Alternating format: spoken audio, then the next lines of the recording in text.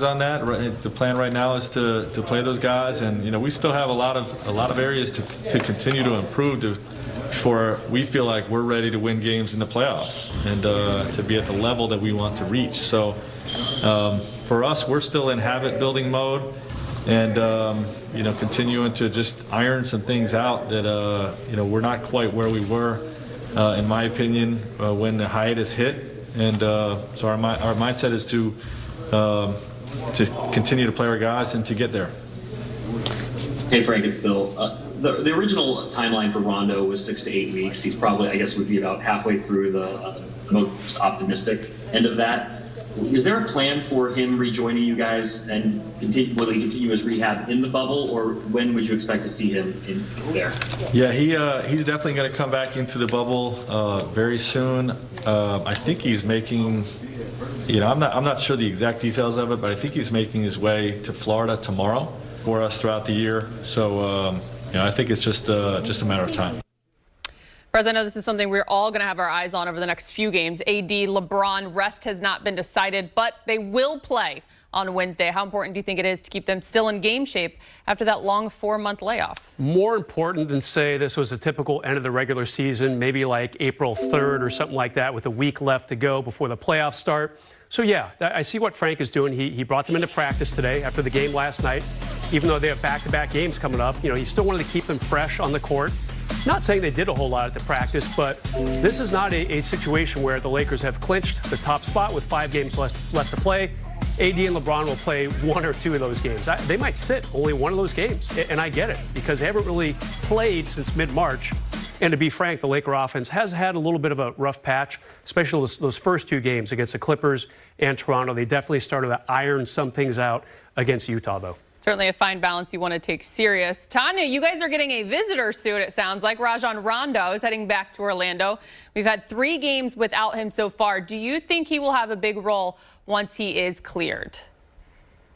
Yeah, I do think he'll have a big role once he's cleared. I'm really interested to see how this process works, because Frank Vogel, he started to give us a little bit of an explanation of what happened once he's, why he's going to be outside. He's going to be outside of the bubble for a little while, and then the process to reintegrate him. And, what we've seen a little bit is that it is difficult for players to jump back in.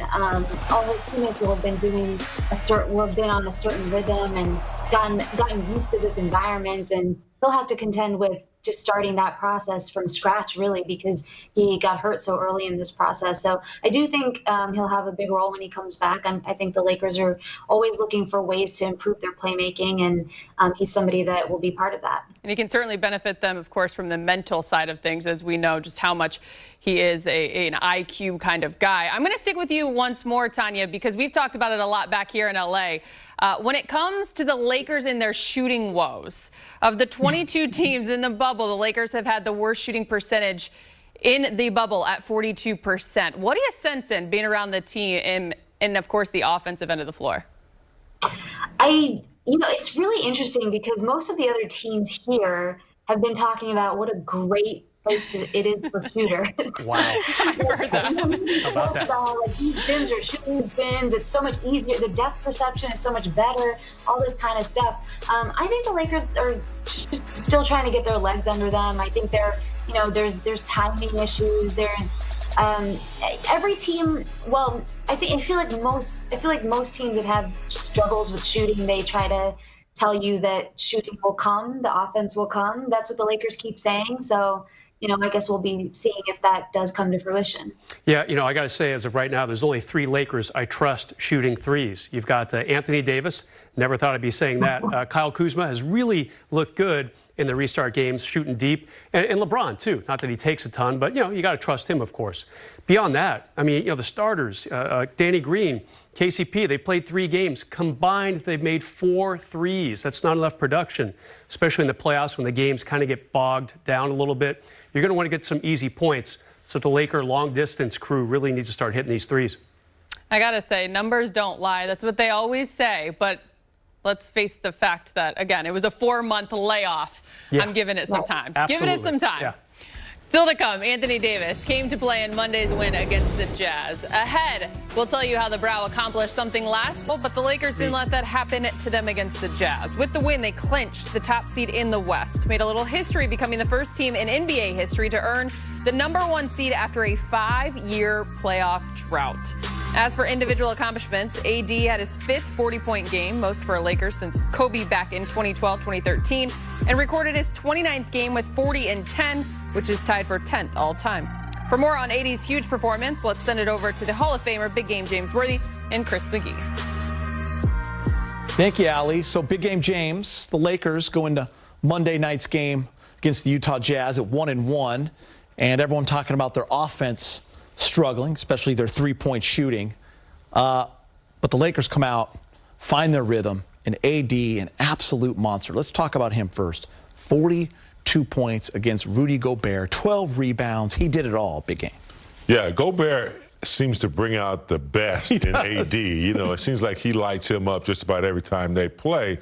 But after that disappointing loss to Toronto, you expect, you know, the bigs to come out and get the job done. But you could tell from the beginning of the game that AD had a mission. You know, it started on the defensive end for him first. He had some steals, block shot. I think he had 3 steals in total. And it led to his offense. You know, Gobert brings out the best in him. So he was able to shoot over him, manipulate, navigate into the paint for some easy buckets. Listen, the spotlight's going to be on AD because he hasn't done it yet. So come playoff time, everyone's going to be like, what's up with AD? How's he playing?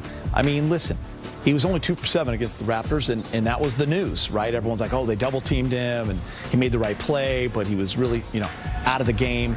But he responds, Big Game James. How big is that come playoff time? Because things might not always go your way in a playoff game. Yeah. Playoff time is where you have to have that mind over matter. You can't have a poor game in a 7-game series because it's so critical.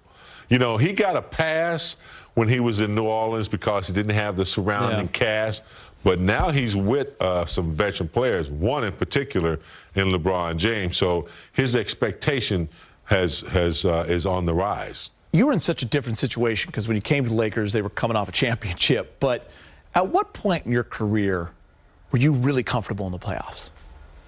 You know, it took a couple years. I came in here, you know, thinking I could start. Yeah. And Kurt Rambis showed me what a real power forward was in the NBA, and I wasn't ready for that. So I sit down for a couple years, but it was around 84 was my first playoff experience, and I played well, but made some minor mistakes, didn't really, you know, have it under my belt. 85 you felt is when I knew I was ready. I knew it. Yeah. And it was after a loss to the Celtics in 84, you go through, you know, the journey of getting to the finals, and there's a lot of data, a lot of things that you learn that you can call on when you get comfortable to play.